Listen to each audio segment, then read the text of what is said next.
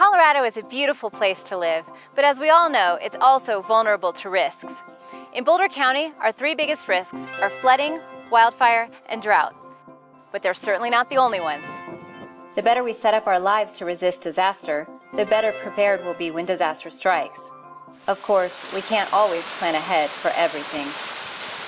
We lived about a mile from the origin of the 4 Mile Fire, so when the fire hit, there really wasn't any time to react or grab anything, and we lost everything.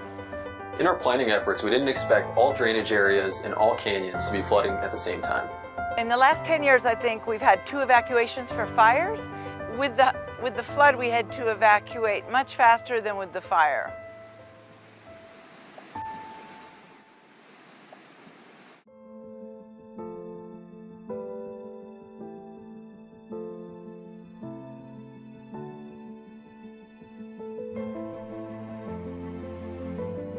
So how do you plan ahead so that when the unexpected happens, you can bounce back quickly? Preparing for disaster is one important way to get ahead, but there are several characteristics of both individuals and communities who have met these vulnerabilities head-on and who have come out the other side not just surviving, but stronger than ever before. During the flood, I kind of went all around town and kind of didn't really know where a safe spot was, and then everybody kind of started going up towards the school. So one of the things that we're constantly assessing in wildland fire is what's our escape route. That's our #1 concern, is safety. How are we going to get out of wherever we are? One thing we often see is the direction people thought they were going to go is not the direction they end up going. When our stove went out because of the electricity outage, we thought about our camp stove. We have a camper that has a stove that hooks up to the outside, so I hooked it up and was able to cook all our meals on the camp stove.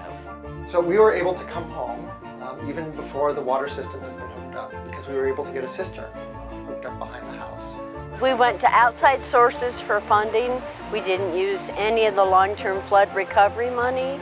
And with those outside resources financially, we were able to get 40 cisterns in town, and that brought 98 people back home full-time to Jamestown. The nature of off-grid communications, where you have solar backed by batteries and generators and that sort of thing, means that we were able to get communications up and running for areas that had nothing. I'm standing here on the Boulder Creek path where the city has put in a greenway that has multiple uses: transportation, stormwater drainage, recreation, habitat protection. All those things bring a lot of value to this. When the floods came through here in September 2013, the water overflowed here and covered up the bike path, covered up the grass next to it, but damaged no buildings around here. I live in the BoCo Ranch. It's west of Jamestown, right in the saddle between the St. Vrain watershed and the James Creek watershed.